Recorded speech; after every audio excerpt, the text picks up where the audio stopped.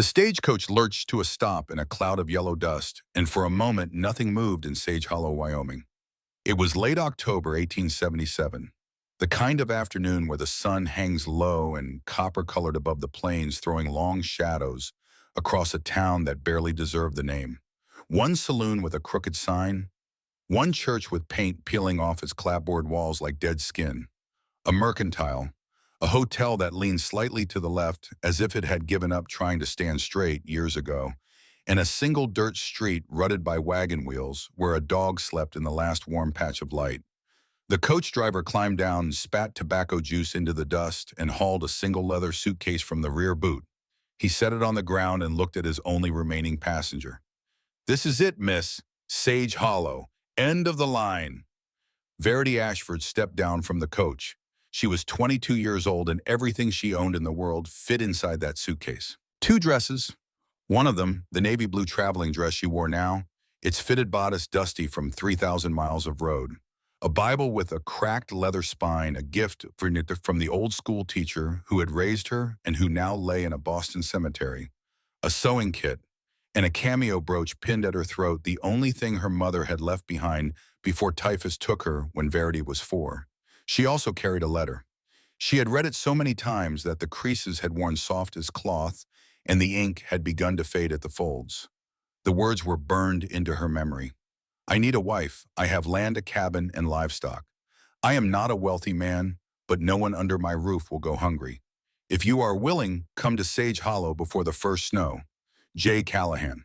No poetry, no promises of love or tenderness, just the plain, blunt language of a man who needed something and was willing to pay for it with shelter and food. It was, Verity thought, the most honest thing anyone had ever offered her. She looked around the street. The dog lifted its head, regarded her with mild curiosity, and went back to sleep. A woman in a bonnet crossed the far end of the street without looking her way. Two men leaned against the saloon porch, watching her with the lazy interest of people who had nothing better to do. No one came forward. No one said her name. No one was waiting for her. J. Callahan had not come. She stood there alone on the bare dirt, holding her suitcase in one hand and the letter in the other, and she felt the full weight of what she had done. She had traveled 3,000 miles to marry a man she had never met, in a place she had never seen, and he had not bothered to meet her. The stagecoach driver was already climbing back up to his seat. He glanced at her once, and something that might have been pity flickered across his weathered face. Then he cracked the reins, and the coach rattled away down the road, trailing dust. And Verity Ashford was alone in Sage Hollow, Wyoming, with winter coming and nowhere in the world to go back to.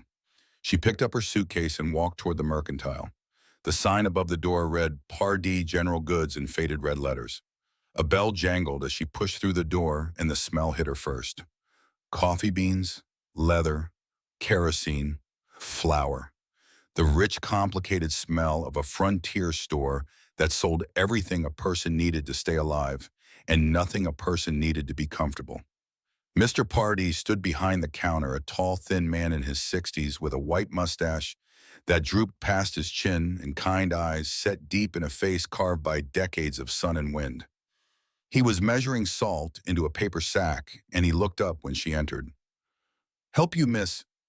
I am looking for a man named Callahan," Verity said. Her voice was steady, though her heart was beating hard enough to shake the cameo at her throat. "J. Callahan. I was told he lived somewhere near here." Mr. Pardee set down the salt scoop. His eyebrows rose. "The Callahans up on Wind River, you mean?" "I believe so." "Well now." He rubbed the back of his neck, choosing his words carefully. "The Drummond boys folks around here still call them Callahans on account of some confusion when they first came through. They live a good half-day's ride up into the mountains. 3 brothers. Keep to themselves mostly. Haven't seen any of them in town for, 2 months at least. 3 brothers." The words landed strangely. The letter had said I. Singular, one man. Before Pardee could answer, a voice cut in from the back of the store, sharp and sweet as vinegar. "3 men living like animals up on that mountain, Mrs. Chenoweth." The preacher's wife emerged from behind a shelf of dry goods, a bolt of calico under her arm, and judgment in every line of her face. She was a small woman with a large voice and a talent for making other people feel inadequate. "They do not attend church. They do not socialize. There are people in this town who say they are fugitives running from the law. She let her gaze travel over Verity from her dusty hem to her cameo brooch, and her lip curled slightly. "And you are the mail-order bride, I suppose?" She said the words the way a person might say the stray cat or the charity case of Busties. Verity felt blood rush to her cheeks, but she held Mrs. Chenoweth's stare without flinching. "I am Verity Ashford," she said, "and I have come a very long way." Mrs. Chenoweth sniffed.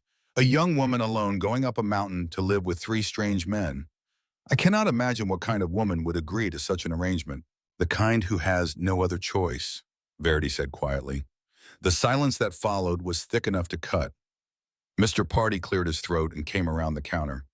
"You can sleep in the storeroom tonight, Miss Ashford. I will send word up the mountain.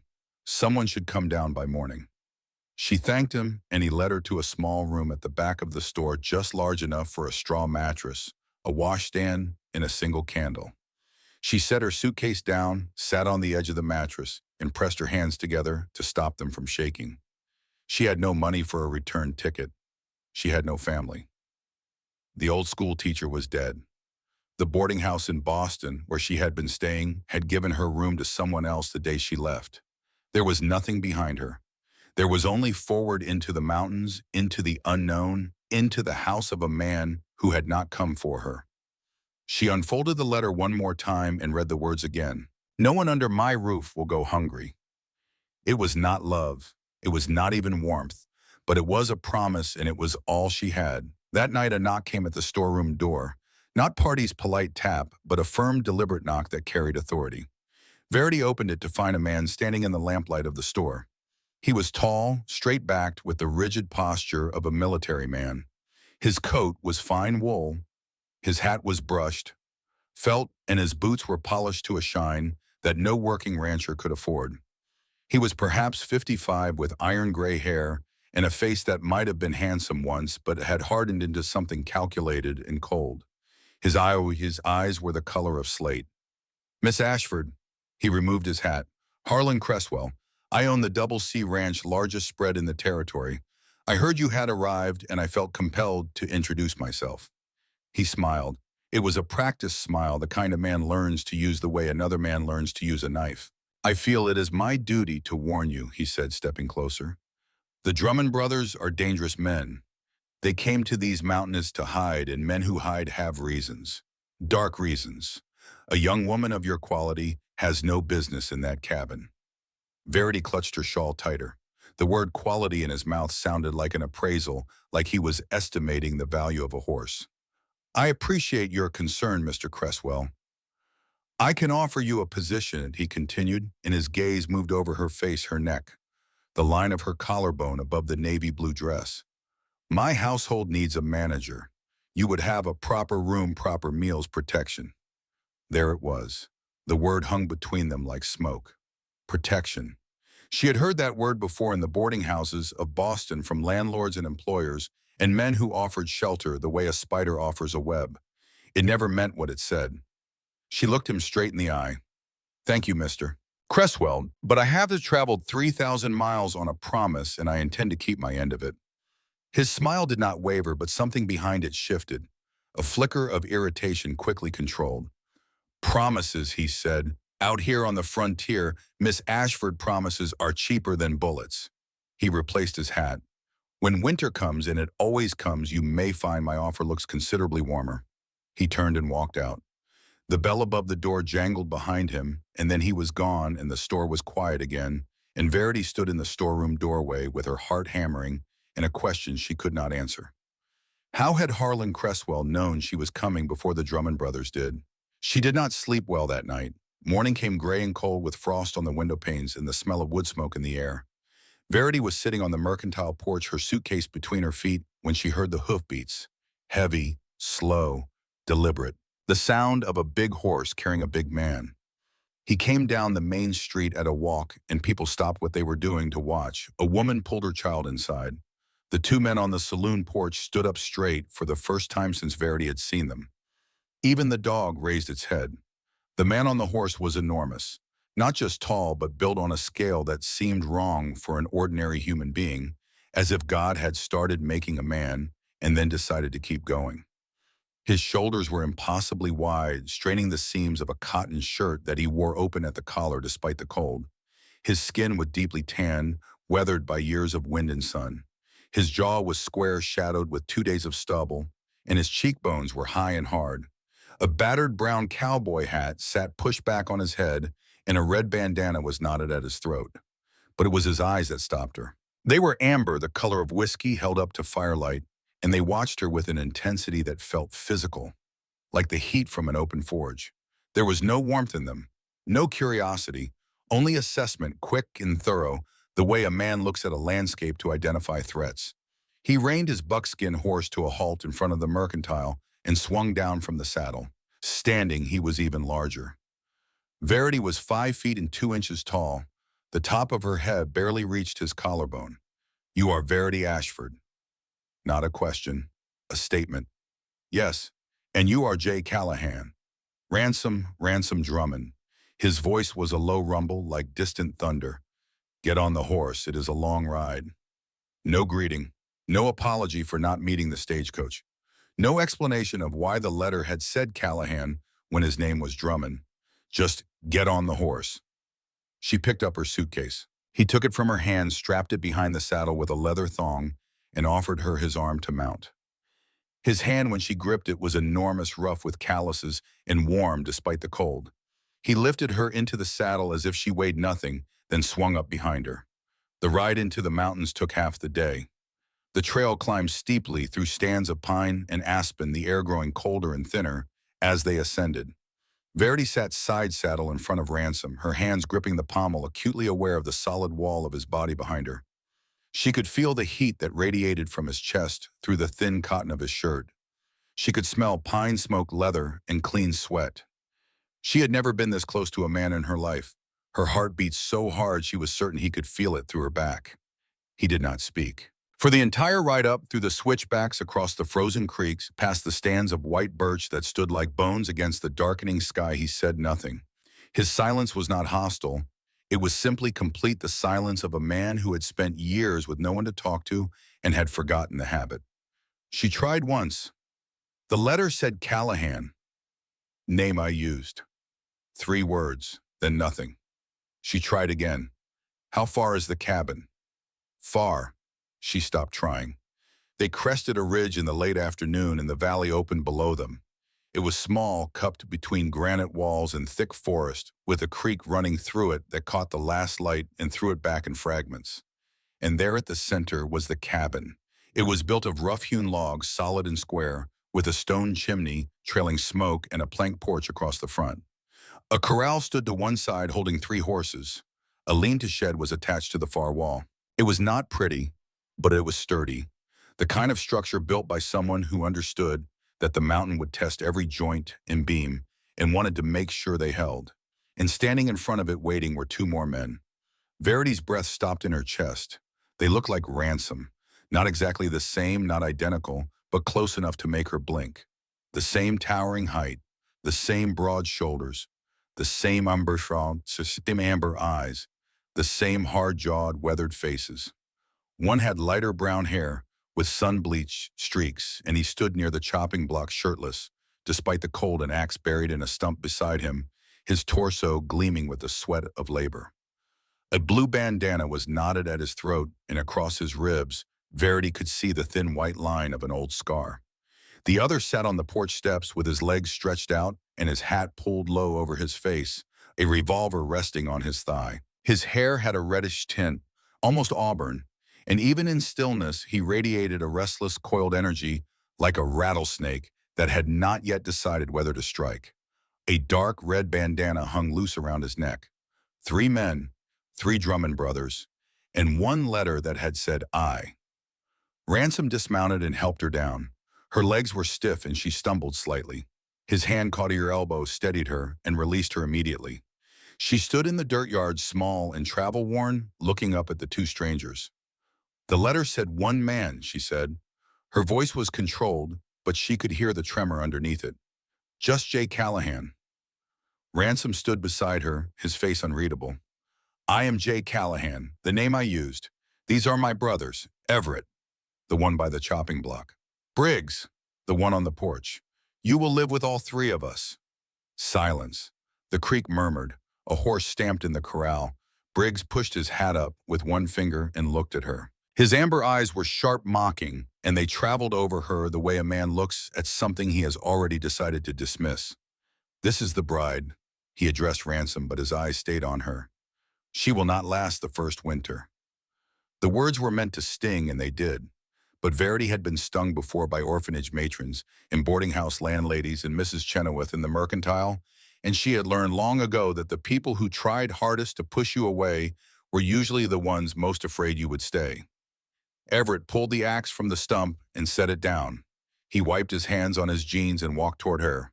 He did not smile, but his eyes were warmer than his brother's. He gave a short nod. "You thirsty long ride." It was not much, but after a day of silence and hostility, those three words felt like a hand extended in the dark. "Yes," she said. "Thank you." He turned and went inside to fetch water, and for a moment Verity stood alone in the yard between two men who did not want her and one who was already gone, and she thought, "This is where my life begins, or this is where it ends." Ransom set the rules that first evening, standing by the fireplace in the main room of the cabin, his voice flat and brooking no argument. Verity would have Briggs's room the smaller of the two bedrooms. Briggs would sleep in the stable. No one entered her room when the door was closed. No one was alone with her when the other two were away.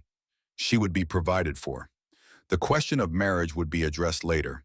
He said, addressed later, the way a man might say, "We will fix the fence when spring comes," as if marriage were a practical matter that could wait until the weather improved. Briggs took his blankets and walked out to the stable without a word, but the door slammed hard enough to rattle the rifles on the wall. In her small room that night, lying on a straw mattress under a wool blanket that smelled of pine and wood smoke, Verity stared at the ceiling and listened to the sounds of the cabin, the crackle of the fire, the creak of floorboards, the low murmur of Ransom's voice saying something to Everett that she could not make out. Outside, the wind was rising, carrying the first bite of winter down from the peaks. She was afraid. She would have been a fool not to be. Three men, a remote cabin, no neighbors for miles, no law. Every cautionary tale Mrs. Chenoweth might tell was true on its face. But she had also seen the way Ransom had set the rules, how every rule was designed to protect her, not himself. He had given her boundaries, space, and the one power a woman on the frontier could hold. The right to say no. It was not trust, not yet, but it was enough to keep her there through the night. The first week taught her the language of three men who did not speak. Ransom left before dawn each morning to check trap lines and patrol the perimeter of their land. He returned at dusk, sat by the fire, and cleaned his rifles in silence. He rarely looked at her directly, but she noticed that he always knew where she was. When she went to the creek for water, she would glance back and see him standing at the window watching. When she moved around the cabin, she could hear his footsteps shift, tracking her, keeping her in range. He guarded her by instinct, the way he breathed without thinking about it. Everett was the one who spoke first. On her second morning, she sat on the floor beside the hearth to read her Bible because there were only two chairs. She said nothing about it. But the next morning, a third chair stood beside the fireplace. Low, sturdy, the seat plain, smooth, the legs level. It had not been there the night before. Everett was eating his breakfast at the table. He did not look up. The tips of his ears were red. Briggs remained hostile. He called her Boston instead of her name, and he asked her on the second day if she knew how to cook or if they only teach you to read books and sit pretty back east. But every morning before anyone else was awake, two rabbits appeared on the kitchen doorstep, skin cleaned and ready for the pot. Briggs never admitted to leaving them. "Blue must have caught them," he would say, jerking his thumb at the lean greyhound that slept under the porch. Blue was old and half blind and could not have caught a rabbit if it sat on his nose. These were men who said nothing and showed everything. Verity began to understand that words in this world were not currency, actions were, and she began to answer in kind. She learned to cook over the open fire, badly at first. The first time she tried to fry salt pork, the smoke was so thick that Everett had to open the door, and Briggs came in from the stable coughing and said, "If she is trying to kill us, there are faster ways." But Everett showed her patiently how to control the heat. "Small fire, Miss Ashford. A big fire only burns the outside. Inside stays raw." She practiced until the food was edible, then passable, then good. She washed and mended their clothes, which were in a state of disrepair that bordered on criminal. Shirts held together by hope and twine, trousers patched with scraps of leather. She sat by the fire each evening with needle and thread, and the pile of mending became a quiet ritual, the rhythmic pull of thread through cloth, a kind of meditation. She swept the cabin, organized the shelves, and sewed curtains from a bolt of muslin that Ransom brought back from a rare trip down the mountain. He set it on the table without a word. "For curtains," he said, "if you want." 4 words. For Ransom, it was practically a speech. The cabin began to change. Not in any dramatic way, but in small accumulations that the three brothers felt even if they did not name them. Meals had a rhythm now and a smell that was not burning. Clean clothes appeared folded on each man's bed. The floor was swept. The curtains, simple and white, softened the harsh light through the windows and blocked the drafts. And in the evenings by the fire, a strange new silence settled over the cabin. Not the old silence which had been the silence of men who had nothing to say to each other. This was the silence of people who were beginning to feel dimly and without understanding that they were no longer alone. 3 weeks after Verity arrived, the first real storm came down from the peaks. She had seen snow in Boston, gray slush in the gutters, white powder on the rooftops. This was not that. This was a living thing, a wall of white that roared out of the north and hit the cabin like a fist. The wind screamed through the chinking between the logs, bending the trees outside until they groaned. Snow piled against the door and windows with terrifying speed, and the temperature dropped so fast that the water in the bucket by the hearth began to form a skin of ice. Then after dark, the wolves came. The first howl rose from the tree line, long and mournful, and so close that Verity felt it in her chest. It was a sound older than language, older than civilization, the sound of hunger and wildness in a world that did not care whether she lived or died. A second howl answered, higher pitched, from behind the cabin, then a third from somewhere to the left. They were surrounded. Verity stood in the doorway of her room, wrapped in a blanket, trembling. She was a city girl. She knew the rattle of carriage wheels on cobblestone, the cry of newspaper boys, the Sunday bells of Trinity Church. She had never heard anything like the howl of a wolf pack circling in the dark, and it reached into the deepest, oldest part of her brain and found the fear that lived there. She opened her door and stepped into the main room.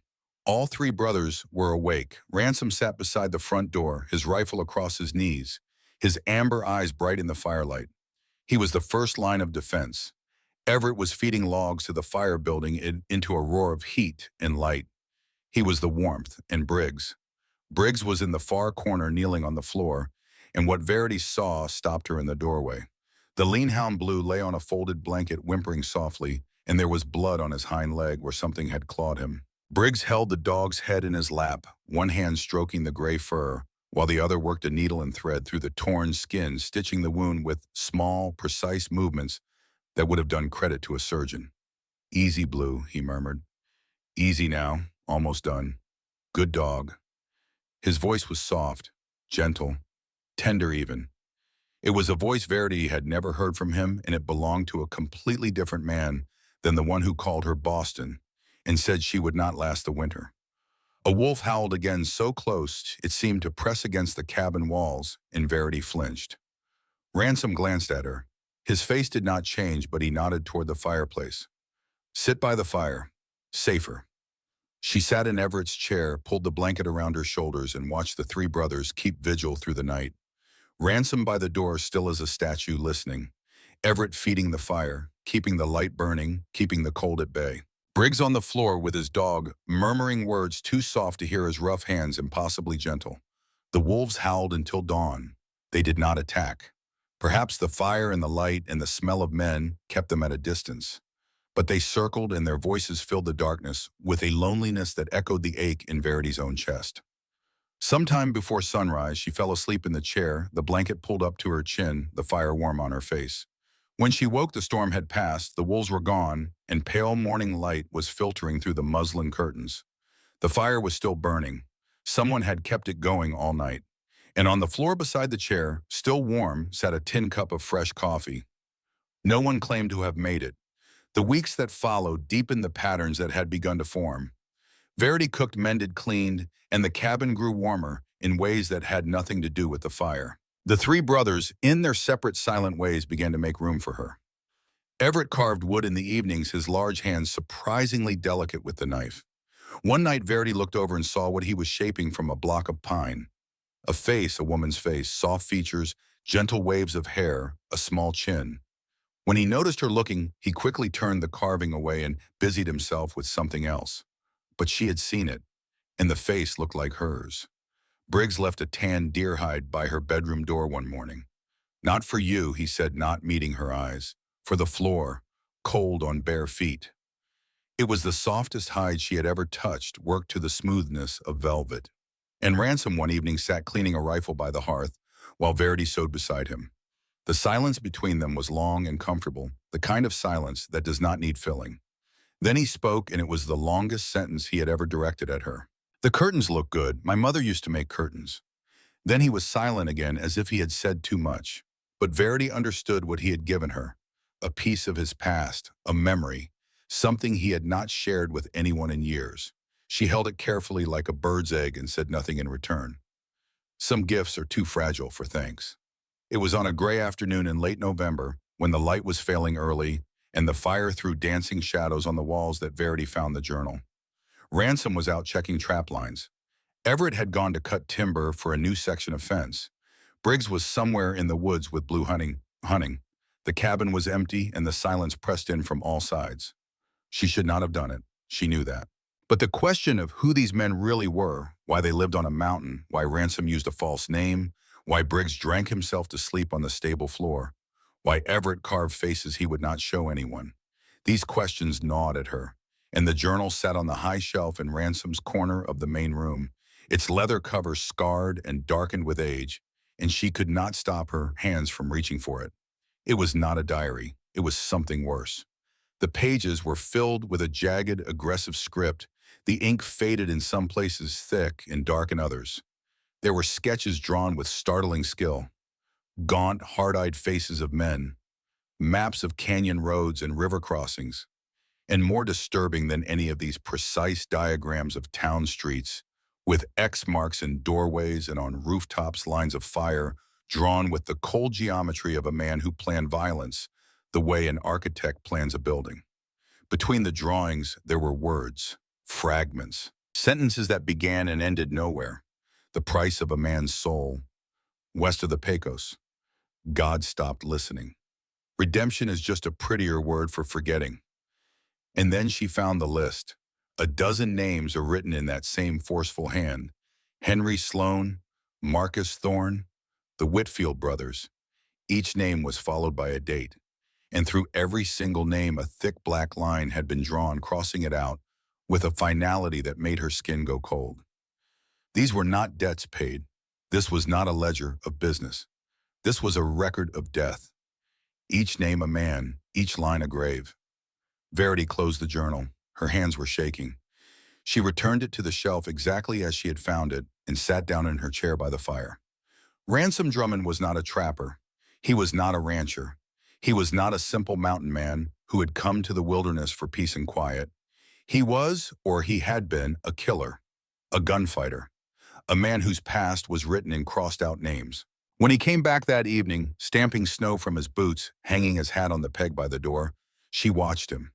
She watched his hands, those enormous scarred hands, as they disassembled and cleaned the rifle with the practiced ease of a man who had done it 10,000 times.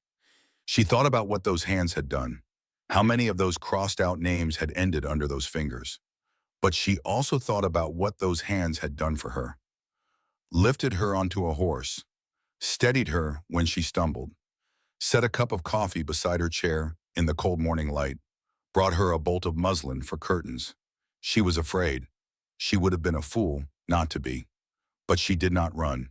And in the days that followed, as the snow deepened and the cold tightened its grip and the cabin shrank to the size of their small, strange, impossible world, she carried that knowledge inside her like a stone in her pocket, heavy and sharp and impossible to put down. She was living with a man who had killed other men, and she was beginning, despite everything, despite all sense and caution, and the warnings of every reasonable voice in her head, to feel safe with him.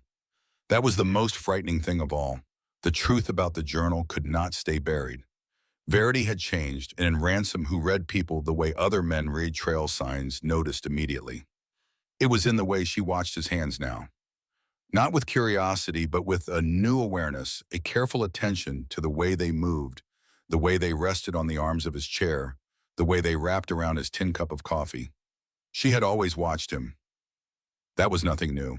But before her watching had been the watchfulness of a woman trying to understand a stranger. Now it was the watchfulness of a woman who had seen something she could not unsee. He knew. She was certain of it. A man like Ransom Drummond did not survive 9 years as a fugitive without learning to read the smallest shifts in the people around him. He saw the change in her eyes, the way she stiffened slightly when he walked past her, the way her gaze lingered on the shelf where the journal sat. He knew, and he waited, and the waiting filled the cabin with a pressure that grew heavier with each passing day. It broke on a Tuesday evening. Everett and Briggs had gone to check the far trap line, a task that would keep them out until well after dark. The cabin was quiet. The fire crackled and hissed. Ransom sat in his chair, sharpening a skinning knife on a whetstone, the rhythmic scrape of steel on stone the only sound. Shk, shk, shk. Verity sat opposite him, mending a tear in one of Everett's shirts.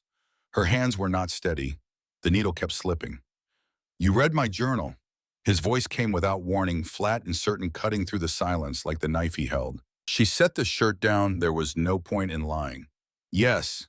Shk, shk. The scraping continued for 3 more strokes, then it stopped. Ransom set the knife in the whetstone down on the hearth, slowly, deliberately, the way a man sets down something dangerous. "You had no right. And you had no right to bring me here without telling me who I'm living with." Her voice trembled, but she did not look away. "Those names in your journal, the drawings, the maps, I deserve to know what they mean." He was still for a long moment, staring into the fire. The amber of his eyes caught the flames and held them, and in the shifting light, his face was all angles and shadows, a landscape of hard living and harder choices. When he spoke, his voice was low, rough, stripped to the bone. "They are dead men, and I am the one who killed them." The words landed in the room and lay there heavy as stones. "If I wanted you dead," he continued, still not looking at her, "you would have died in the snow before I ever brought you through that door. You know that." "I know that," she said quietly. "That is why I am still sitting here." He turned his head then and looked at her. Really looked the way he had not allowed himself to look since the day he lifted her onto his horse in Sage Hollow. His eyes held hers, and she saw in them not the cold assessment of the first day, not the guarded distance of the weeks that followed, but something raw and undefended. Pain. Deep, old, permanent pain, the kind that does not fade, but only learns to be quiet. He did not explain further. He stood, took his coat from the peg, and walked out into the freezing night. The door closed behind him. Not slammed, just closed. But the sound of that closing was heavier than any sound Verity had ever heard. She sat alone by the fire, her hands folded in her lap, and she thought about the contradiction of the man who had just walked out. A killer who made her coffee every morning. A fugitive who had given her the only bedroom. A man whose past was a ledger of death, but whose present was a cabin where she had never not once felt truly unsafe. She did not understand him, but she was no longer sure she needed to. 3 days later, on a cold afternoon when the sun broke through the clouds and turned the snow into a field of blinding diamonds, Verity heard the steady thud of Ransom's axe splitting firewood behind the cabin. It had been going on for an hour, a metronome of physical labor that she had learned to find comforting. Then the rhythm broke. The thudding stopped, and in its place came a short, sharp curse. She ran to the back door and looked out. Ransom stood with his back to her, staring at his left hand. Blood was welling up from a deep gash across his palm, dripping in bright red drops onto the white snow. The axe lay at his feet, its blade dark and wet. "Let me see," she said, stepping outside. The cold hit her like a wall, but she ignored it. "It is nothing." He did not turn around. "You are bleeding onto the snow and telling me it is a nothing. Come inside." He looked over his shoulder at her, and something crossed his face. Surprise, perhaps, or the unfamiliar experience of being told what to do. Ransom Drummond gave orders. He did not take them. But something in her voice, the firmness of it, the refusal to be dismissed, made him follow her inside without another word. He sat in his chair by the fire. She knelt in front of him, took his hand in both of hers, and began to clean the wound with a cloth dipped in warm water. His hand was enormous in hers. Rough scarred the knuckles thick with old calluses, the fingers powerful enough to bend iron. It was a hand that had swung axes, pulled triggers, and done things she could only imagine from the pages of his journal. And now it lay in her small, white, gentle hands, and she washed the blood away with careful, methodical strokes. She was aware of everything. The heat from his body close enough to feel through her dress, the smell of pine sap leather and clean sweat, the sound of his breathing controlled but not quite steady. She could feel the tension in him, the rigid control he held over himself, as if her touch were testing the limits of something he kept locked away. She wrapped the linen around his palm, pulled it tight, and tied the knot. Her fingers lingered on his wrist for a moment. One moment too long. She looked up. He did not look away. His amber eyes met hers, and for the first time the mask was gone. There was no coldness, no assessment, no distance. There was only a raw, unguarded vulnerability that made her breath catch in her throat. It was the look of a man who had been alone for so long that he had forgotten what it felt like to be touched with gentleness, and the memory of it now returned was almost more than he could bear. The moment stretched between them, thin as barium, as high as spider silk, heavy as the world. Then it broke. He pulled his hand away, stood up, and walked to the far side of the cabin.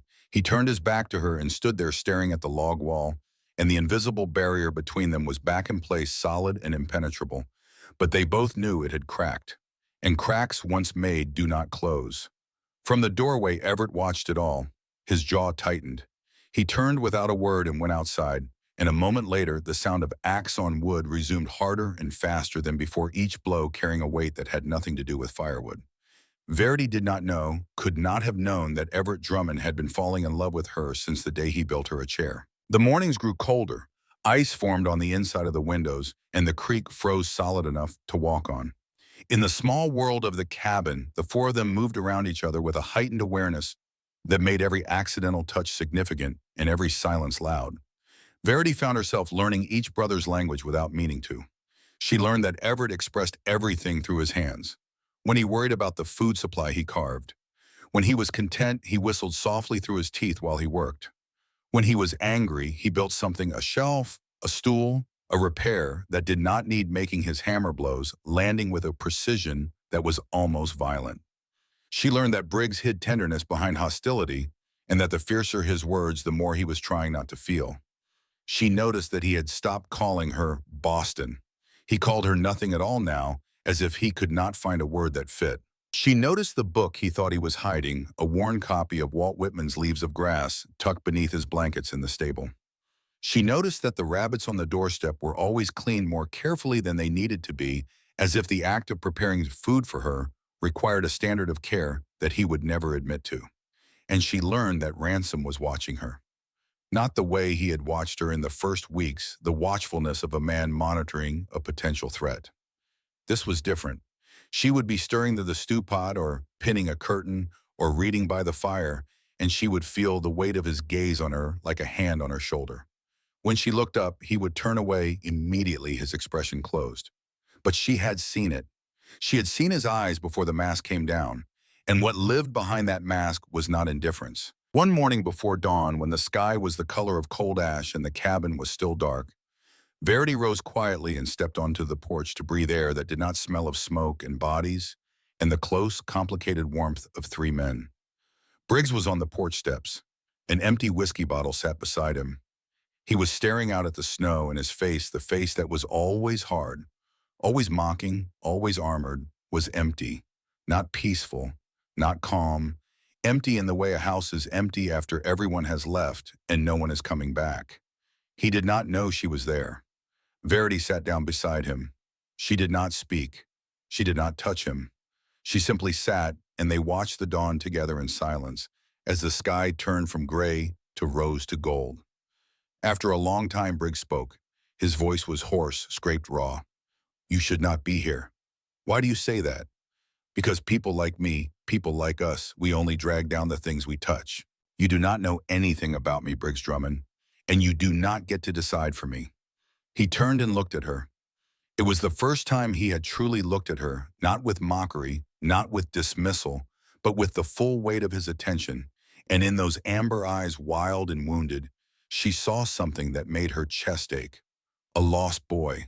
A boy who had done something terrible and had been running from it ever since, not away from the law, but away from himself, he did not explain. He turned back to the snow, but after that morning the hostility drained from him like water from a cracked vessel. He did not become warm overnight. That would have been false. But the edges softened. He stopped leaving the room when she entered.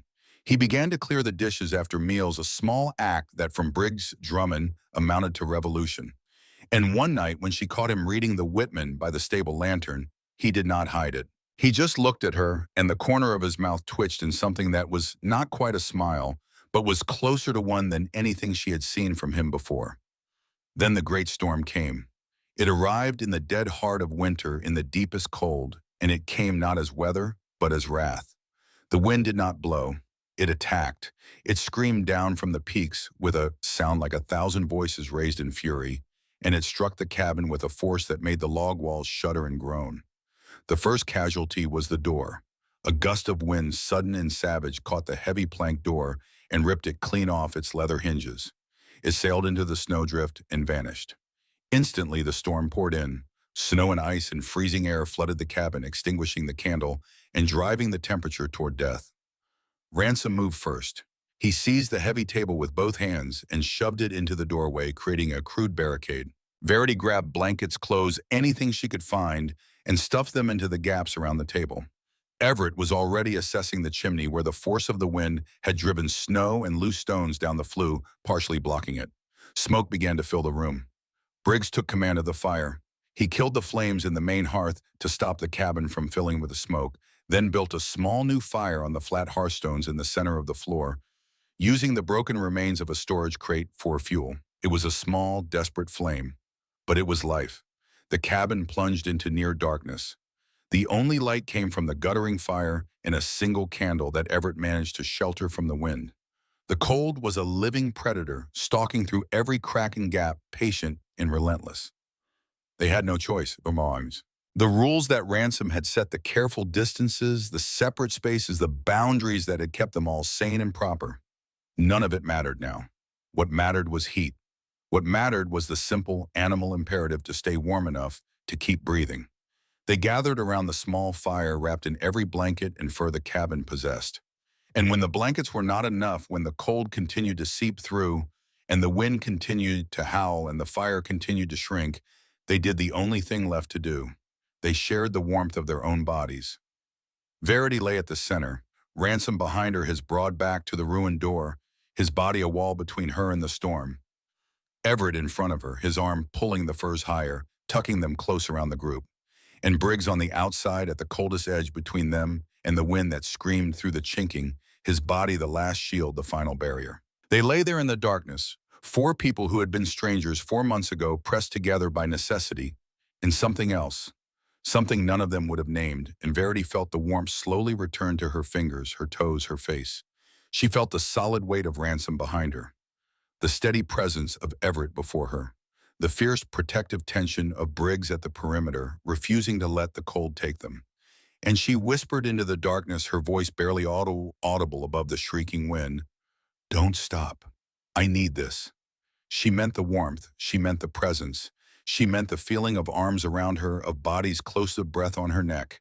She meant the sensation, new and overwhelming, of being held by people who would rather freeze to death on the outside than let her shiver on the inside. She meant family. She had never had one. And now, in the howling dark, in the teeth of the storm, she had found it. No one answered, but no one let go. The door closed on that night. Morning came. Verity woke in warmth. Everything had changed. Nothing needed to be said. The storm passed, and in its wake came a silence so profound it felt like the world had been remade. The cabin was damaged but standing.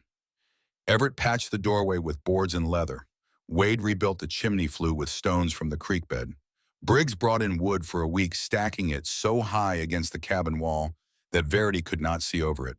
But the true change was inside.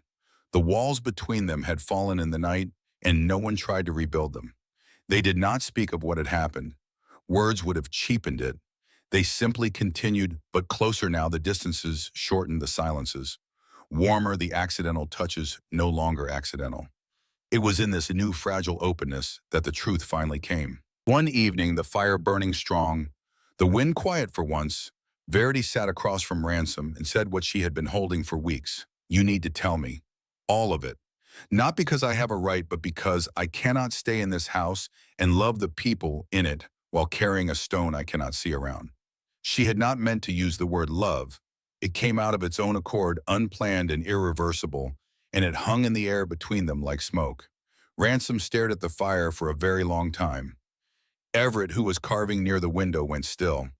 Briggs, who had come inside for the evening, a rarity, sat on the floor near the hearth, with Blue's head on his knee, and he did not move, did not breathe.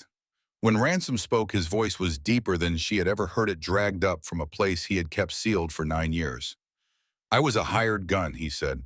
I worked for men who wanted things land, cattle, revenge, and were willing to pay someone else to get them. I was good at it, better than anyone I ever met.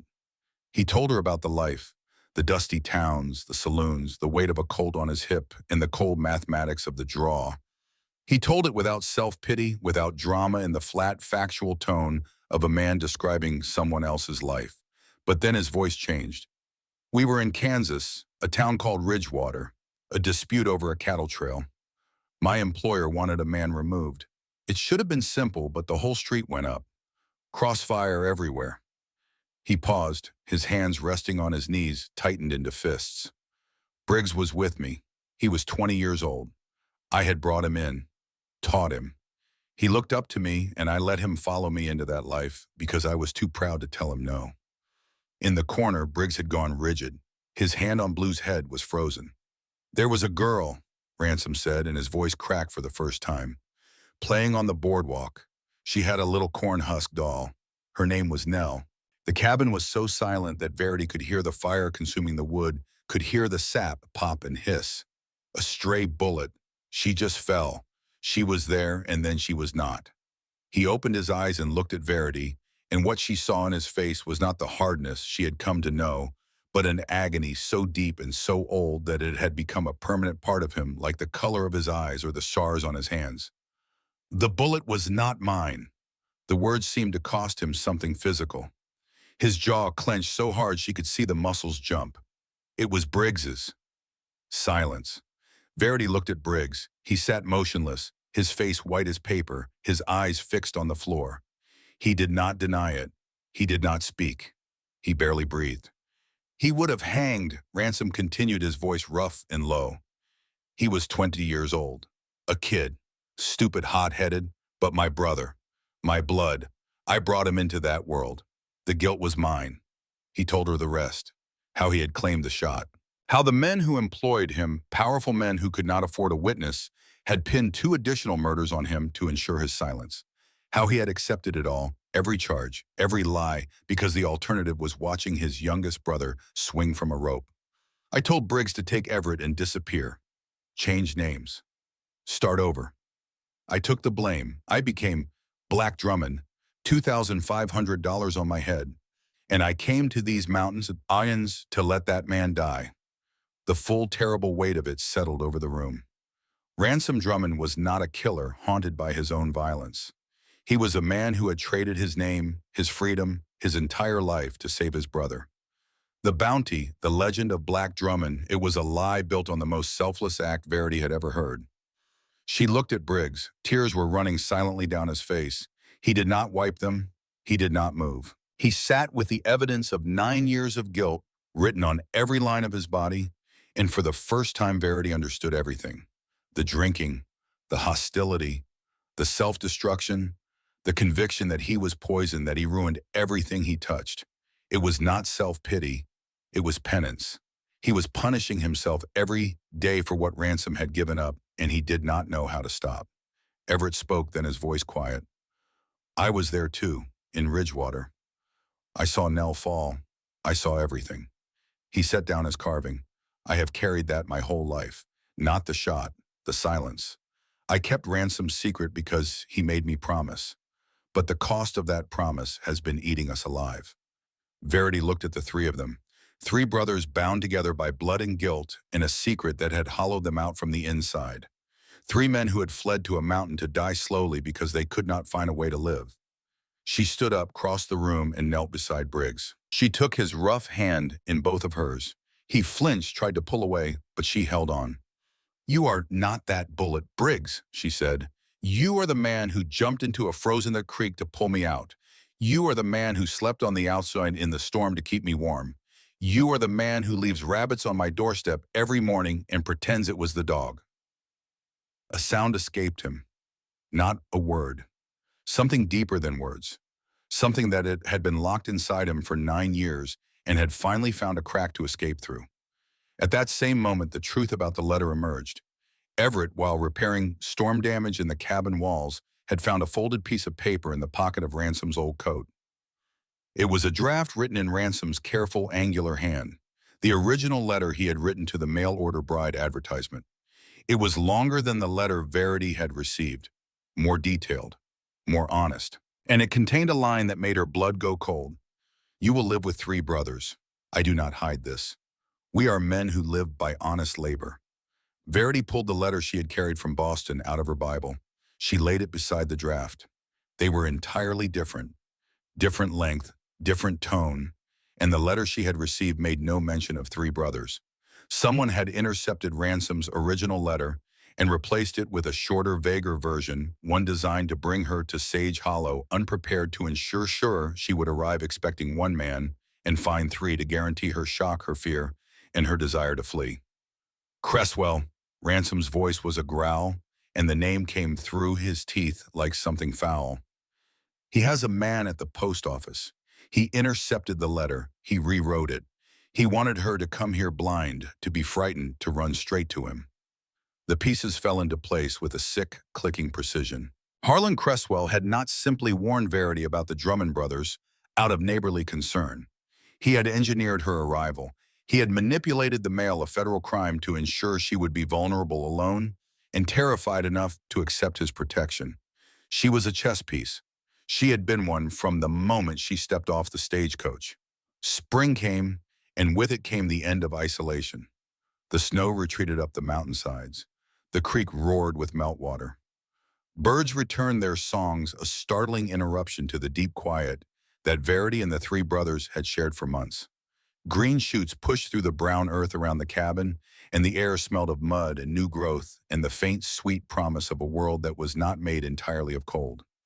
With a thaw came the first outsider. His name was Jebediah, and he arrived on a Tuesday leading a tired mule loaded with traps and furs. He was 70 years old, wiry as rawhide, with a face that looked like it had been carved from a stump, and a beard stained yellow by decades of tobacco. He raised a hand in greeting from the edge of the clearing. "Hello, the camp. Name's Jebediah. Been trapping this range 30 years. Didn't expect to find a homestead back this far." Ransom appeared at the cabin door, rifle in hand, his body relaxed but his eyes hard as flint. "You are a long way from the usual trails." "That I am. Beavers scarce down below. A man pushes further each year." Jebediah's watery eyes slid from Ransom to Verity, who stood by the creek and back. "Cozy setup you got." Ransom invited him to the fire, not out of hospitality, but out of calculation. Keep the stranger close. Watch him. Learn what he knows. For an hour, Jebediah talked. The price of pelts in Cheyenne, railroad disputes, Indian trouble in the north. Ransom listened in stony silence, his amber eyes never leaving the old man's face. It happened as Jebediah was preparing to leave. He had finished his coffee and was wiping his mouth with the back of his hand when his gaze settled on Ransom. Something changed in his face. A slow dawning, like a man remembering where he left something valuable. He squinted, his head tilted. "Now hold on," he rasped. His friendly manner vanished like smoke. "I know you. Took me a minute, but I got it now. Your picture's tacked up in half the marshal offices from here to the border. Big reward, $2,500. He licked his dry lips. "They call you Black Drummond." The clearing went silent. Even the creek seemed to hold its breath. Verity felt her heartbeat in her throat. Ransom did not move. He did not blink. A stillness came over him that was more frightening than any violence, the absolute coiled stillness of a predator that has not yet decided whether to strike. "You did not see anyone here today, old man." His voice was low, each word weighted like a stone dropped into deep water. You saw an empty cabin. You drank from the creek and moved on. If I ever hear you spoke a word of this to anyone, it will not matter where you go. I will find you. Jebediah's weathered face drained of color. He scrambled onto his mule with the frantic gracelessness of pure terror and kicked the animal into a lurching trot, disappearing into the trees without looking back. The peace was over. The bubble had burst. A desperate argument erupted that night, the fiercest the cabin had ever known. Verity sat the three brothers down and laid out her plan. She would ride to Sage Hollow. She would go to the sheriff. She would file a formal accusation against Harlan Cresswell for intercepting federal mail, a crime that carried serious consequences. She would testify about the attack she had survived, about Cresswell's manipulation, about his control over the pass road, and she would seek a review of the charges against Ransom. No, Ransom's voice was iron. You are not going anywhere. Then what? The four of us live on this mountain forever, hiding until we die. That is my life, not yours. You are wrong. Verity stood small among the three towering men, but her voice did not waver. It became my life the night of the storm.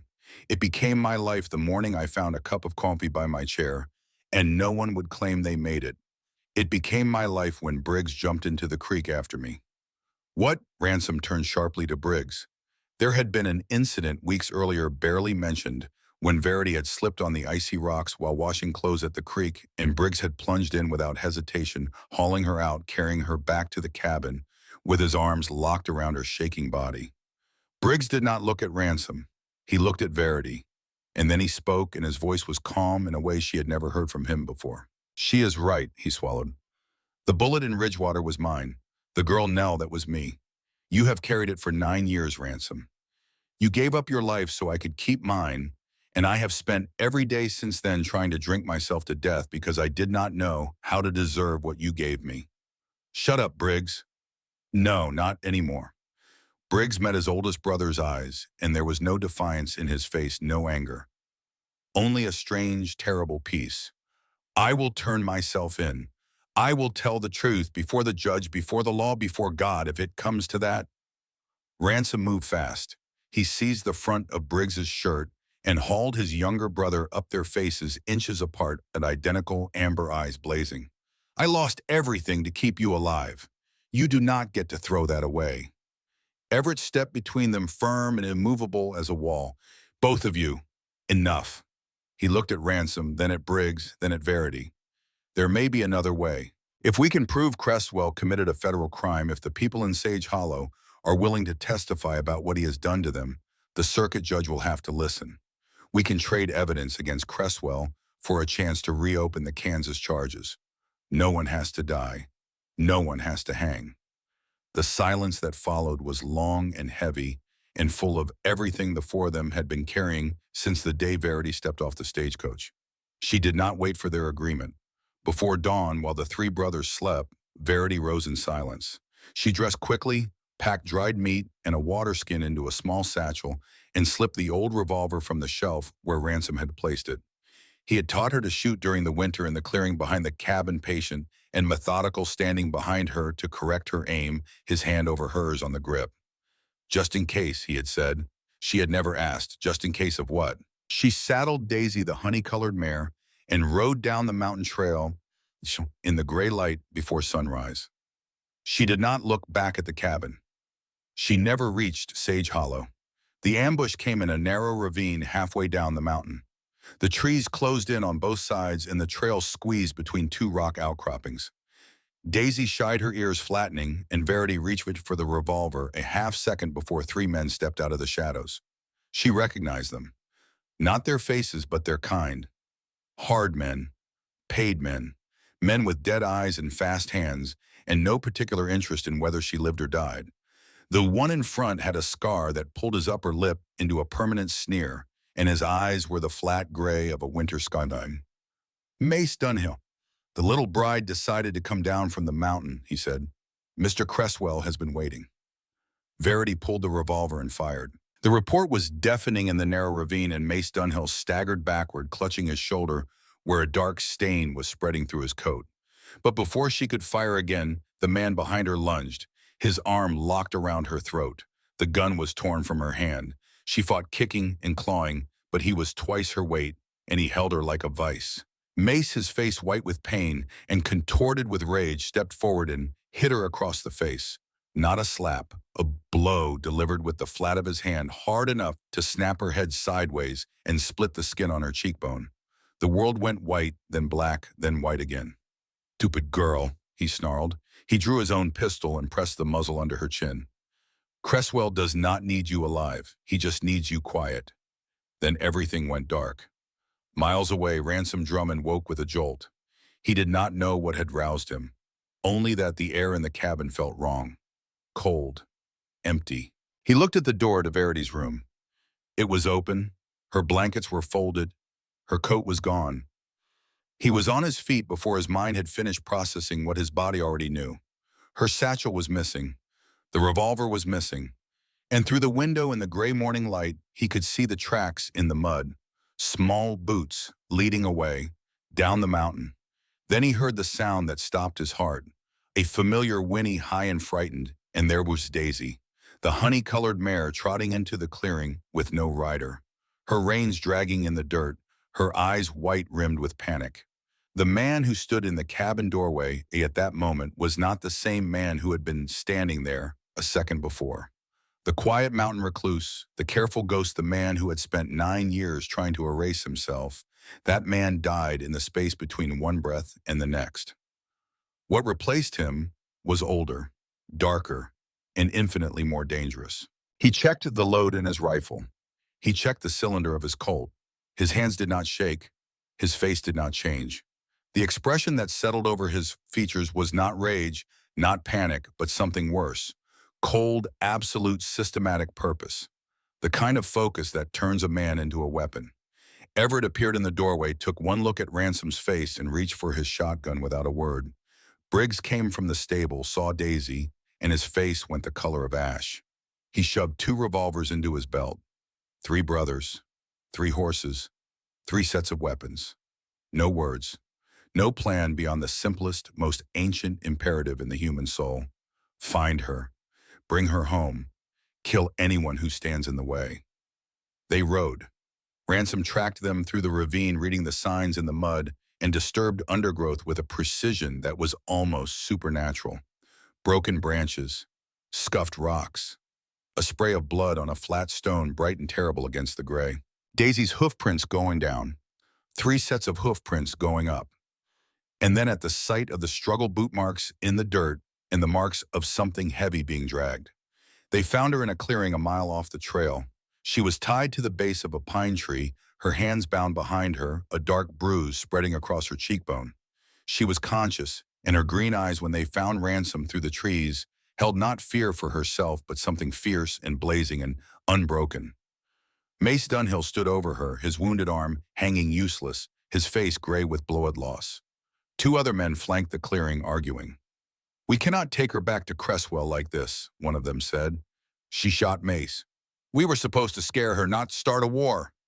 "Cresswell does not care how it gets done," Mace snarled. "He wants the loose end tied. We finish it here." He raised his pistol toward Verity's head. The 3 brothers hit the clearing from 3 directions like a storm front breaking. Ransom fired from the tree line. The rifle cracked once sharp and final, and Mace Dunhill pitched forward into the dirt before his finger ever touched the trigger. The second man spun, drawing his weapon, but Everett was already closing the distance, the shotgun roaring. The man went down in a heap. Briggs came in low and fast, charging the 3rd man before he could clear his holster, driving him to the ground.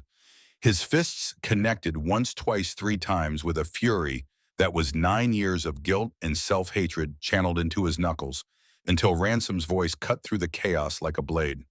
"Enough!" Briggs stopped. He was breathing hard, his knuckles bloody, standing over the groaning man. Ransom walked to the fallen attacker, kicked his gun away, and stood over him. "Go back to Cresswell. Tell him Verity Ashford belongs to the Drummond family. Tell him if he sends 3 men next time, send 6 more to carry the bodies home." The man crawled to his horse and rode away, leaving a trail of blood in the dirt. Then Ransom turned to Verity. He knelt, pulled the knife from his belt, and cut her bonds. She was shaking, not from fear, not entirely, but from the aftershock of violence, from the cold, from the sight of three men tearing a clearing apart to save her. "Are you hurt?" His voice was rough, barely controlled. "I am fine. I am full." Then she saw it. Briggs was standing very still at the edge of the clearing, one hand pressed to his side. His face had gone the color of old paper.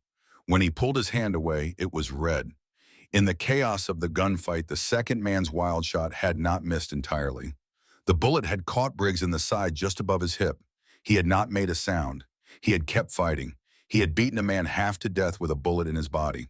And now his legs folded beneath him, and he sank to the ground. Verity scrambled to him. "Briggs, look at me!"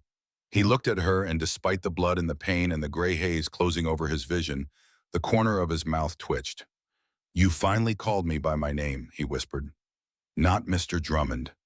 Then his eyes rolled back and the weight of his body went limp in her arms, and Verity Ashford, who had never screamed in her life, opened her mouth and screamed his name into the silent, indifferent sky. Getting him home nearly killed her. Briggs was dead weight, 6 feet of unconscious muscle, and loading him onto the horse was a battle against gravity and desperation that left her gasping, her muscles tearing, her dress soaked in his blood. Ransom helped his own face gray with shock and a fury he was barely containing. Everett tied his brother to the saddle with leather straps, his hands shaking for the first time Verity had ever seen. They rode back up this mountain in silence. Briggs slumped over the horse's neck, blood dripping a trail onto the rocks behind them. The cabin became a hospital. Verity became the nurse, the guardian, the anchor that held Briggs to the living world. She tore strips from her own petticoat to bandage the wound. She boiled water and cleaned the gash, relentlessly fighting the infection that raged through his body. She kept a fire burning day and night. She spooned broth and water between his cracked lips. She sat beside him hour after hour, bathing his face with cool cloths, her hand never far from his, as if her touch alone could keep him from slipping away. In the depths of his fever, Briggs spoke. Not to her, not to anyone in the room, but to the ghost that had haunted him for 9 years. He called out for the girl on the boardwalk in Ridgewater. "Nell, Nell, I am sorry. I am so sorry." Over and over, a broken litany of guilt, and Verity heard it all, and she absorbed it, and she held his hand and whispered back, "You are not that bullet, Briggs. You are the man who jumped into the creek to save me. You are the man who slept on the outside in the storm. You are a good man." Outside the cabin door, Ransom stood with his rifle staring down the mountain trail waiting for Cresswell's retaliation. It was not a question of if, only when. Everett moved between the two worlds, inside and outside, tending the fire, preparing food, checking his brother's wound, carrying water, doing everything that needed doing with the quiet, exhaustive efficiency of a man who understood that he was the spine of this family, and if he bent, they all broke. On the 5th night, the fever broke.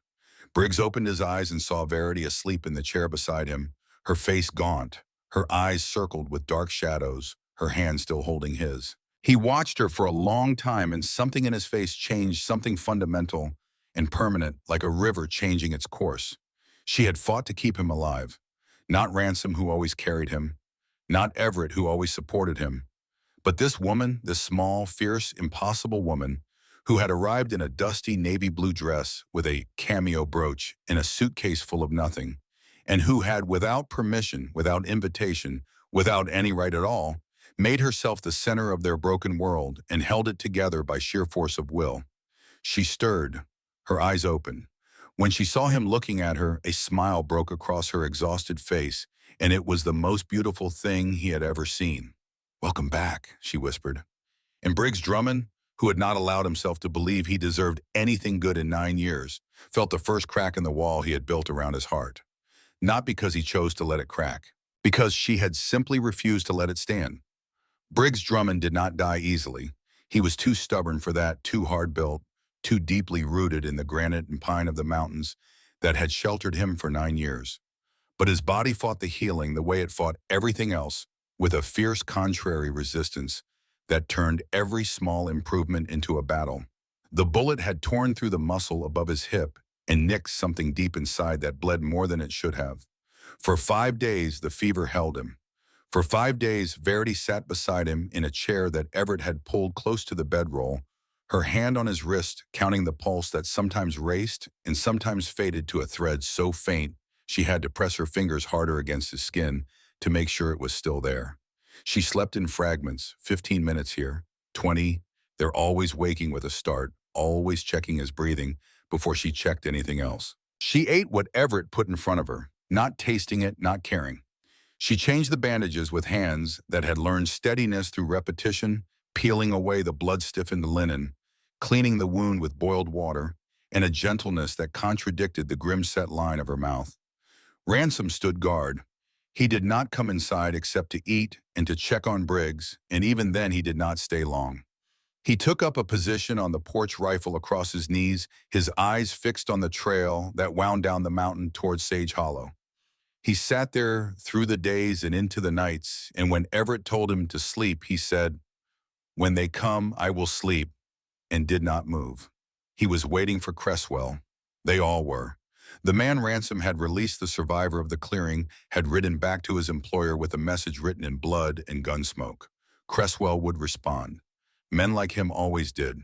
The only question was the shape of the response and when. Everett held the center. He was the brother who had always held the center, the quiet fulcrum around which the other two orbited, and now with one brother bleeding and the other turning to stone on the porch, he did what he had always done. He kept the world turning.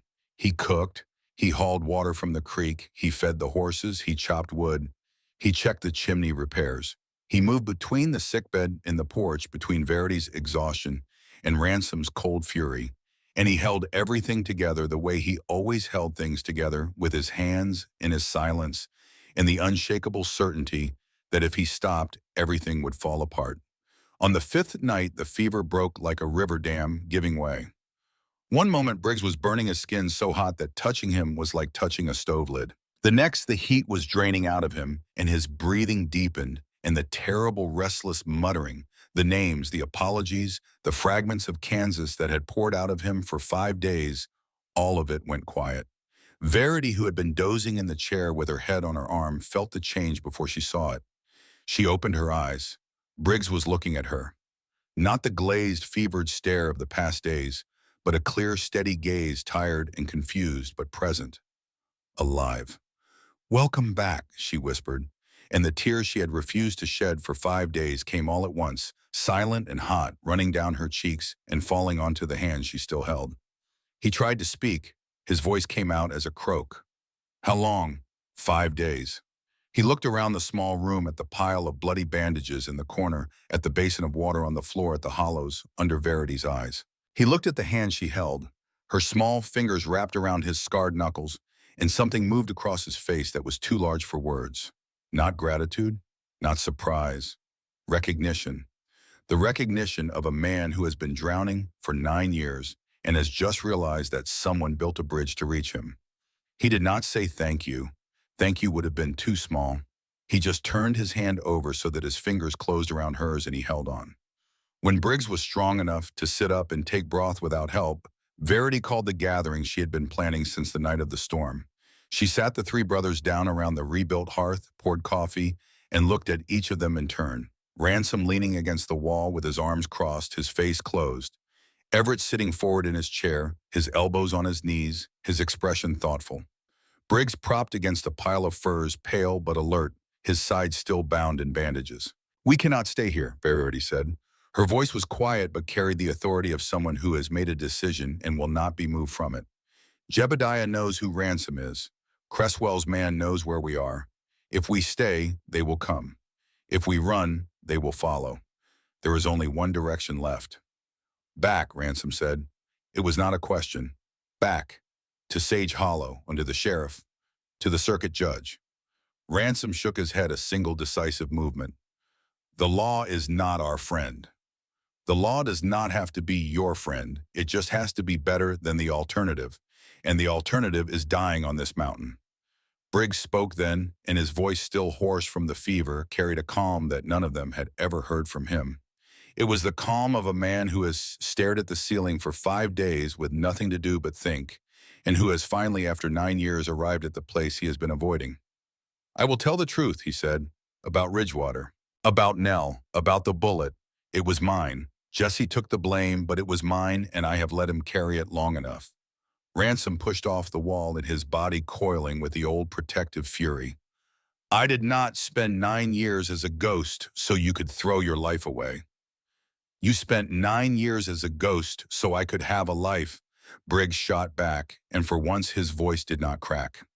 And I have wasted every day of it, drinking, hiding, punishing myself because I did not know how to deserve what you gave me. That is done. You hear me, Ransom? That is done. The two brothers stared at each other across the firelight, identical amber eyes locked in a contest that went deeper than stubbornness, all the way down to the bedrock of who they were to each other. Oldest brother and youngest, protector and protected, the one who carried and the one who was carried. And for the first time, the one who was carried was trying to stand. Everett broke the silence. His voice was measured, practical. The voice of a man who builds things and therefore understands the importance of a solid foundation. Listen to me, both of you, if we bring evidence that Cresswell tampered with federal mail, that is a federal crime, serious enough to bring the U.S. Marshal, not just the local sheriff. If the people in Sage Hollow testify about what Cresswell has done, how he controls the pass road, how he threatens anyone who challenges him, that is leverage. Real leverage, Victor. We can offer testimony against Cresswell in exchange for a review of the Kansas charges. Not a pardon, a review, a chance to present the truth. That is a lot of ifs, Ransom said. Verity stood. She was the smallest person in the room by 1.5 feet, but when she spoke, the three men listened the way the mountains listen to thunder. 9 years ago, you chose to sacrifice yourself for your brother. That was the bravest thing I have ever heard of. But you made that choice alone in the dark when there was no one to fight for you. You are not alone anymore. Let us fight for you. She looked at Ransom, and in her green eyes, he saw something that frightened him more than any bounty hunter or hired gun ever had. He saw someone who believed in him. Not in the legend of Black Drummond, not in the reputation or the fast draw or the crossed-out names. In him. The man behind the mask, the man who made coffee in the dark and brought muslin for curtains and taught a girl from Boston to shoot a revolver just in case. He looked at her for a long time. Then he looked at his brothers. Then he looked at the cabin, at the walls he had built to hide in, at the rifles he had hung to defend a life he had never intended to live. Together, he said. The word came out rough, as if it had been stored too long and had rusted. Verity nodded. Together. They rode into Sage Hollow on a Wednesday morning, the four of them abreast on the main street in full daylight, with nothing to hide behind. Ransom rode on the left, his back straight, his hat pulled low, the Colt at his hip, visible to anyone who cared to look. Everett rode on the right, his shotgun in the saddle scabbard, his face set in the unreadable calm of a man who has made peace with whatever comes next. Briggs rode beside Everett, his right arm in a sling improvised from a strip of deerskin, his jaw tight with pain he refused to show. And Verity rode at the center on Daisy, her navy blue dress brushed clean, the cameo brooch at her throat catching the morning light, her chin raised. The town stopped. Doors opened. Faces appeared in windows. The dog on the saloon porch stood up for the first time anyone could remember. Mrs. Chenoweth, crossing the street with a basket of eggs, froze mid-stride, her mouth falling open. Two men on the mercantile porch set down their coffee cups. Mr. Pardee stepped onto his porch. He looked at Verity, at the bruise still fading on her cheekbone, at the three enormous men flanking her, at the guns they carried, with the easy familiarity of men who knew exactly what those guns were for. He gave her a slow, deliberate nod, the nod of a man recognizing something he respects. They dismounted in front of the sheriff's office. Verity went through the door first.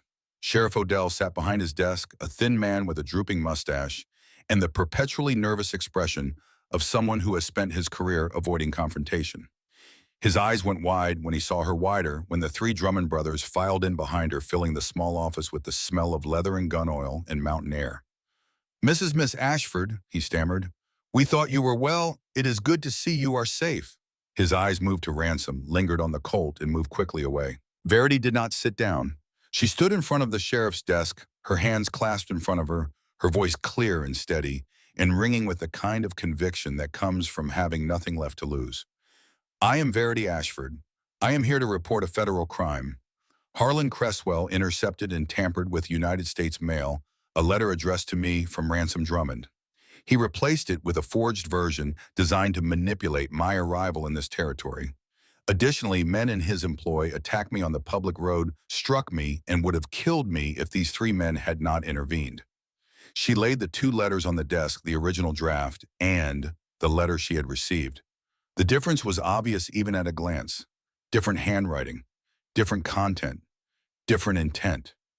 Ransom stepped forward. He unbuckled his gun belt and placed it on the desk. The heavy thud of the Colt and leather hitting wood was the loudest sound in the room. My name is Ransom Drummond. Some know me as Black Drummond. There is a $2,500 bounty on my head for crimes in Kansas. Two of the three charges against me were committed by other men and pinned on me to keep me silent. I am prepared to testify to everything I know under oath before a circuit judge. Sheriff Odell's face went the color of old milk. He mopped his forehead with a handkerchief, his eyes darting between the gun on his desk and the man who had put it there. These are very serious. I do not have the authority to. Then send for the circuit judge, Verity said. And while we wait, arrest the man who attacked me. He is sitting in the saloon right now with a bullet wound in his shoulder. The town divided as towns do when the ground shifts beneath them. There were those who saw the Drummond brothers as outlaws and Verity as a fallen woman who had lived in sin with three men on a mountain. So Chenoweth led this faction with the righteous fervor of a woman who had finally found a scandal worthy of her talents. She organized a prayer meeting. She crossed the street when she saw Verity. She told anyone who would listen that the end times were surely near. But there was another faction, quieter at first but growing louder with each day that passed. The small ranchers, the homesteaders, the shopkeepers and blacksmiths and ordinary working people who had lived under Harlan Cresswell's shadow for years and had been too frightened to speak. Ledyard, the blacksmith, was the first.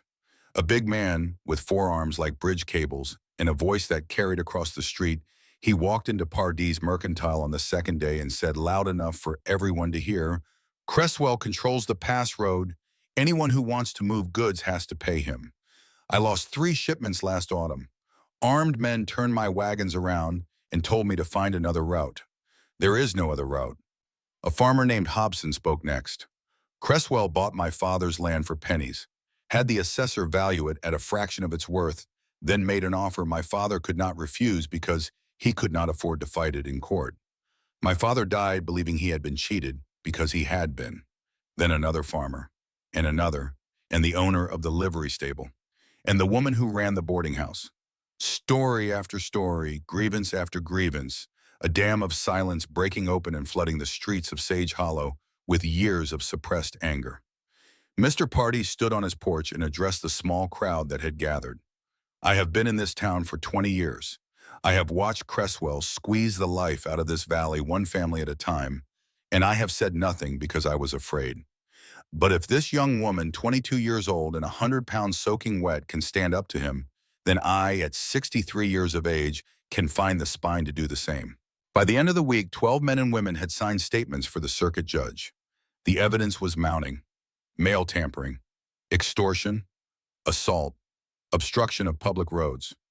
Cresswell's empire built on fear and silence was cracking from the bottom up. But Harlan Cresswell was not a man who waited for the law to reach him.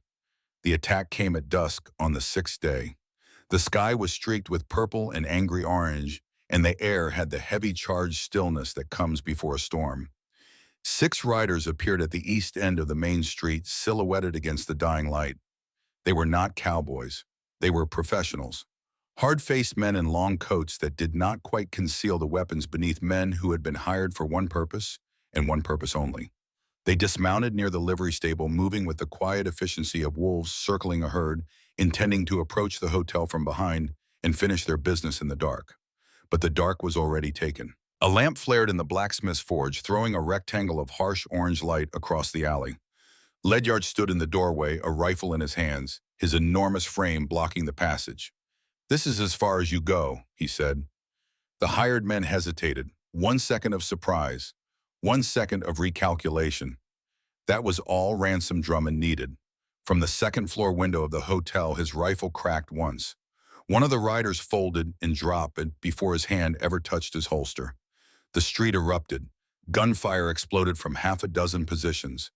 Two farmers on the roof of the mercantile placed there by Everett that afternoon fired simultaneously, and a second attacker went down clutching his thigh. Party's shotgun boomed from the porch of his store. Ledyard fired from the forge doorway.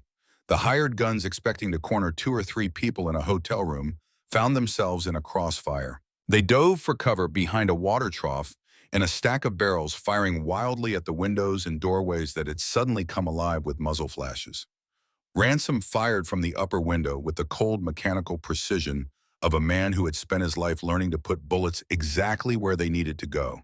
He worked the lever action of his rifle with a speed that was almost beautiful in its efficiency, each shot deliberately placed, each report followed by a brief calculated pause before the next.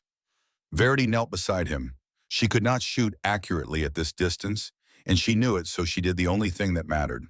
She loaded. She took the empty rifle from Ransom's hands, pushed cartridges into the loading gate with fingers that shook but did not fumble, and passed the loaded weapon back. He fired. She loaded. He fired. She loaded. They moved in a rhythm that required no words, two halves of a single purpose. Below, Everett fought in the street alongside Ledyard. The shotgun was a close-quarters weapon, brutal and decisive, and Everett used it with the grim efficiency of a man protecting his home. A bullet splintered the barrel beside him. He did not flinch. He racked another shell and fired. Briggs was at the ground floor window, one arm useless, firing his revolver left-handed with an accuracy that surprised even him. He was not aiming to kill. He was aiming to protect, covering the doorway where Party's wife, a small, stern woman, whom Verity had always been slightly afraid of, stood with an ancient fowling piece. When one of the attackers broke cover and ran toward the livery, Mrs. Party raised the old gun and fired, and the man stumbled and fell in the dirt. The remaining three hired guns saw their numbers cut in half and their ambush turned inside out. One of them broke for the horses. Ransom swung his rifle to track him, but at that exact moment, the leader of the group rose from behind the water trough. He was not aiming at the rooftops or the doorways.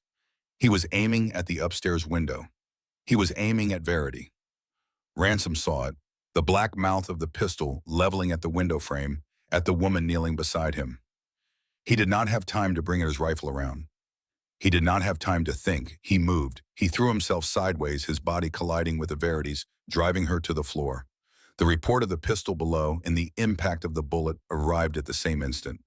A searing, savage force punched into his chest just below his left shoulder, spinning him backward into the wall. He hit the floor hard, and for a moment the world was nothing but white light and a roaring in his ears and the taste of copper on his tongue. From below, Ledyard's rifle answered. The man who had shot Ransom crumpled beside the water trough, in his pistol clattering on the packed dirt. The last surviving attacker managed to reach his horse and galloped away into the darkness, carrying failure with him like a plague. Then silence. A stunned, ringing silence that was louder than the gunfire that preceded it. The smell of powder smoke hung in the air, thick as fog. Somewhere a man was groaning. Somewhere else, Mrs. Pardee had begun to cry. Harsh, shocked sobs that she was trying to muffle with her hand. Verity lay on the floor where Ransom had thrown her. She pushed herself up, unhurt, her ears ringing glass from the shattered window frame in her hair. She saw Ransom. He was slumped against the wall, his legs folded beneath him, one hand pressed to his chest. Dark blood was seeping between his fingers, spreading across his shirt in a stain that grew with each heartbeat.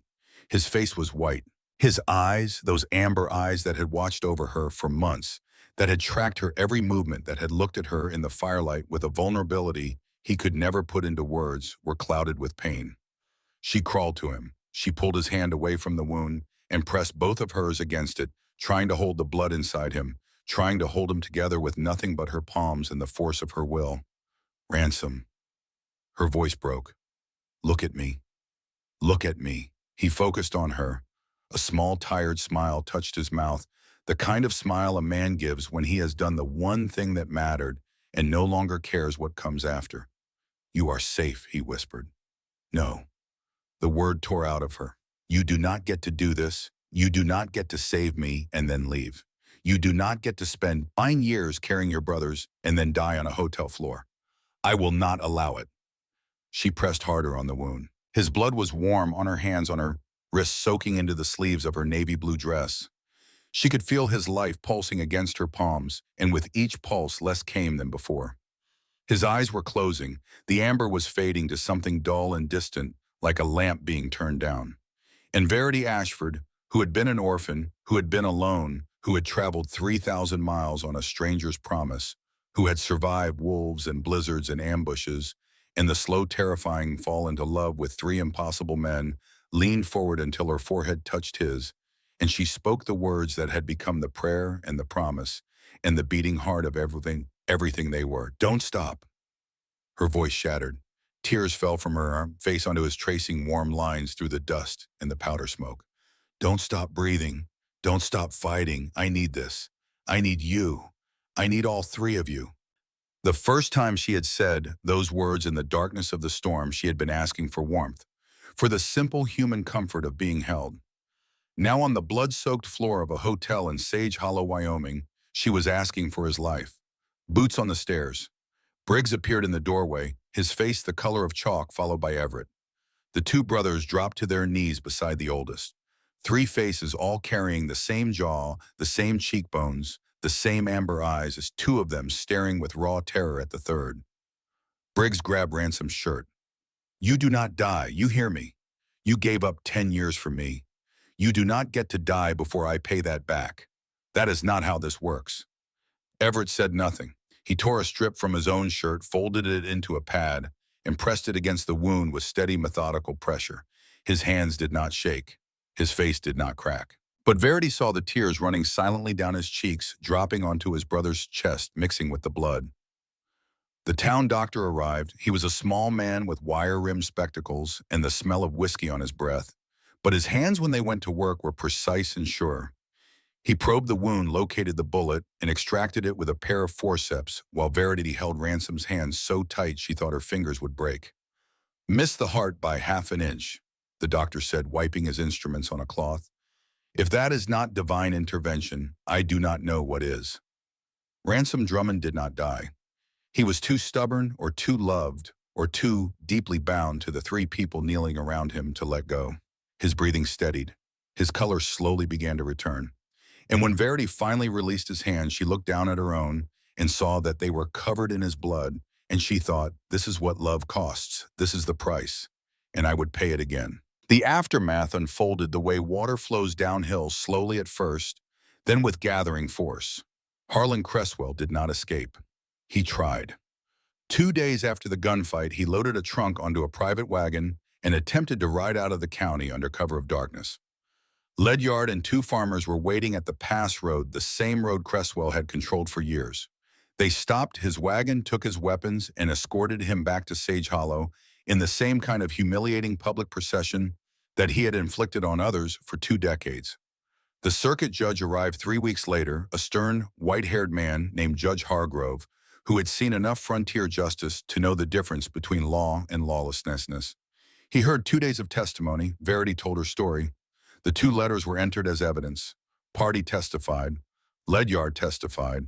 Hobson the farmer testified. A dozen citizens of Sage Hollow stood before the bench and told the truth they had been too frightened to tell for years. Cresswell was charged with mail tampering, a federal offense. He was charged with extortion, assault by proxy, and obstruction of public thoroughfare. He was bound over for trial and transported to the federal courthouse in Cheyenne under armed escort. The charges against Ransom Drummond were suspended pending investigation. Judge Hargrove, after reviewing the evidence and hearing testimony from all 3 brothers, ordered a formal review of the Kansas case. It was not an acquittal. It was not a pardon. But it was a door that had been sealed shut for 9 years, cracked open for the first time by a woman with a cameo brooch and the courage to knock. Ransom healed, slowly, stubbornly, the way he did everything. Verity did not leave his side for a week, sleeping in a chair. Her hand on his as if her touch were the thread that kept him stitched to the living world.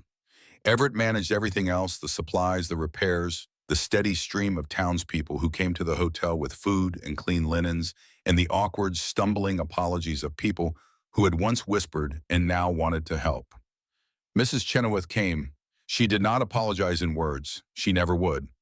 But she brought her best chicken broth, the recipe she saved for family, and she left it at the door without a note. And that, in the language of Mrs. Chenoweth, was as close to repentance as the woman would ever get. Mr. Party organized a collection. A wagon arrived at the Drummond cabin 2 weeks later, loaded with gifts from the people of Sage Hollow. A cast iron stove, window glass, sacks of flour, sugar, salt, and coffee, a rocking chair. "From the town," Party said, setting the last sack down. "Consider it an apology and a welcome, both long overdue." When Ransom was strong enough to ride, the four of them went home. Not to hide, not to disappear, to rebuild. The cabin rose from the damage of the winter like a living thing. Everett designed it his builder's mind, expanding the original structure into something larger, more permanent. 3 bedrooms instead of one, a proper kitchen with the new stove, a wide porch that faced west toward the sunset and the valley and the creek that sang its way through the rocks below. Ransom, his left arm still weak, could not swing a hammer or haul timber. So he did what he could. He planned. He measured. He stood in the half-finished doorway and told Everett when a wall was plumb and when it was not. And when he thought no one was watching, he would run his hand along the new wood, feeling the grain, the smoothness, the solidity of something being built instead of something being destroyed. Briggs carried timber from the forest. His wounded side healed into a scar that would ache in cold weather for the rest of his life. He worked without complaint, without sarcasm, without the bottle that had been his constant companion for 9 years. He had stopped drinking the day Verity told him he was not the bullet. He never started again. Verity mixed mortar. She planed wood. She hung the new curtains, white muslin, in the kitchen, blue calico in the bedrooms. Her hands, the soft, pale hands of a Boston orphan, were calloused now, roughened by axe handles and saw grips in the honest, transformative labor of building a home. The cabin that stood when they finished was not just bigger than the one that had come before. It was different in kind. The old cabin had been a hiding place, a bunker, a place to disappear. This one had windows. It had a porch. It had a front door that was never locked because the people inside it were done being afraid. They found their separate paths. Ransom Drummond never touched a gun again. He opened a horse training operation in the meadow below the cabin, and the patience that had kept him alive for 9 years, the stillness, the ability to wait, the deep, intuitive understanding of creatures that had been hurt and needed time, made him the finest horse trainer in the territory. Men who had once feared the name Black Drummond now brought him their wildest colts, trusting those scarred hands to gentle what no one else could. He worked in silence the way he had always lived, but the silence was different now. It was the silence of concentration, of purpose, of a man who had finally found a use for his talents that did not end in blood. Everett built the schoolhouse for Sage Hollow. He designed it, cut the timber, and raised the frame with the help of the same farmers who had stood beside him in the gunfight. It was a simple building, one-room plank floors, a pot-bellied stove in the corner, but every joint was tight. Every board was level, and above the door he carved a single word into the lintel: "Welcome." It was the finest thing he had ever made, not because of its construction, but because of what it meant. For the first time in his life, he had built something not for himself, not for survival, but for the future. The chair he had made for Verity, the one with roses carved into the armrests, still sat beside the cabin fireplace. It was her most treasured possession, more than the cameo brooch, more than the Bible, because the chair was proof that someone had seen her sitting on the floor and, without being asked, had built her a place to sit. That was what love looked like, she had learned. Not grand gestures, not declarations. A chair made in silence, offered without explanation. Briggs changed the most.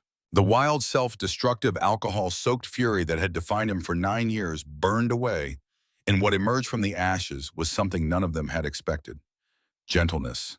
He used his knowledge of the mountains to guide immigrant families through the pass, leading their wagons along trails he knew by heart, making sure they had water and shelter and safe passage. He charged nothing. When asked why, he would shrug and say, "Somebody has to know the way." The Whitman book, the tattered copy of Leaves of Grass that he had once hidden under his pillow in the stable, now sat on the shelf in the main room beside Verity's Bible and a growing collection of volumes that Pardee shipped up from Cheyenne. And every week Briggs rode down to the schoolhouse and read to the children. His deep, rough voice, the voice that had once been used only for mockery and self-loathing, now told stories of mountains and wild horses and the sound of wolves in the winter night. And the children sat cross-legged on the floor and listened with wide eyes and open mouths. They called him Uncle Briggs. He pretended to hate it. His eyes said otherwise. Verity opened the school. 12 students, the sons and daughters of the ranchers and farmers and shopkeepers who had stood in their doorways with rifles and chosen the right side. She taught them reading and writing and arithmetic, and she taught them something else, something that was not in any textbook. She taught them that a person's worth is not determined by where they come from or what has been done to them or what the world says about them when they are not in the room. She taught them by example. The mail-order bride, the orphan, the woman who had walked into a cabin full of armed strangers and refused to leave. She was no longer Miss Ashford or the mail-order bride or that woman who lives with those men. She was Mrs. Drummond, the school teacher, a pillar of Sage Hollow. Years passed, the cabin grew, a second corral went up for the horses ransom trained. Everett added a workshop behind the cabin where he built furniture on commission, his reputation spreading as far as Cheyenne. Briggs planted a vegetable garden that he tended with the same fierce attention he had once given to hunting, and the sight of the former wild man of the mountains on his knees in the dirt arguing with a tomato plant was one of the quiet miracles of Sage Hollow. They split their time between the mountain and the town, spending weeks in the solitude they all cherished and weeks in the community that had claimed them as its own. The whispers about them faded not because the story became less interesting, but because the reality replaced the gossip. People saw the school teacher correcting papers by lamplight. People saw the horse trainer working a colt in the early morning mist. People saw the builder carrying lumber for a new church addition. People saw the hunter reading Whitman to children. The legend of Black Drummond became just another story in a territory full of stories, and the truth, which was quieter and less dramatic and infinitely more powerful, took its place. One evening, years later, the first snow of the season came to the mountains. It arrived softly without wind, in flakes so large and slow they seemed to hang in the air before settling. The world went white and silent, the way it does when the sky decides to forgive the earth for another year. The cabin stood in the valley, smoke curling from the rebuilt chimney, lamplight warm in the windows. The rifles were gone from the walls. In their place hung shelves of books, pressed wildflowers in simple frames, and Everett's wood carving of Verity's face, the one he had once hidden, now displayed with quiet pride above the mantel. The porch faced west, toward the sunset and the peaks. Verity sat in the rose-carved chair, her back resting against Ransom's legs. He sat behind her, one hand resting on her shoulder, the other holding a cup of coffee, his scarred fingers wrapped around the tin. He did not speak. He rarely did. But the weight of his hand on her shoulder said everything his words never could. Everett sat beside them on the bench. He had built a small block of pine in his hands, his knife working steadily, shaping something that would become a horse or a bird or a gift for one of the school children. He hummed softly through his teeth, a tuneless, contented sound that Verity had come to associate with peace. Briggs sat on the top step, his long legs stretched down toward the yard. Blue old now, his muzzle silver, lay at his feet with his chin on his paws. A book was open on Briggs's knee, but he was not reading. He was watching the snow fall over the valley, over the horses in the corral, over the garden he had planted, and his face, the face that had once been hard and haunted and full of a pain he could not name, was still. Not blank, not empty. Still, the stillness of a man who has finally stopped running. The snow fell, the fire crackled inside the cabin, and the smell of baking bread drifted through the open door. Somewhere down the valley, a horse nickered softly. The silence between them was not the silence of strangers. It was not the silence of people who have nothing to say. It was the silence of people who have said everything that needs saying and have arrived after a journey measured not in miles but in scars and second chances at a place where words are no longer necessary. It was a silence full of bread and wood smoke and the turning of pages, full of the distant sound of the creek running clear and cold over the stones, full of the memory of storms survived and wounds healed, and a night when a woman whispered into the darkness, "Don't stop. I need this." Full of the steady, quiet, unbreakable beating of four hearts. Finally, truly home. Thank you so much for listening to this story. We would love to connect with you, so please comment below with where you are listening from. Subscribe to our channel and share your thoughts. Your support means the world to us.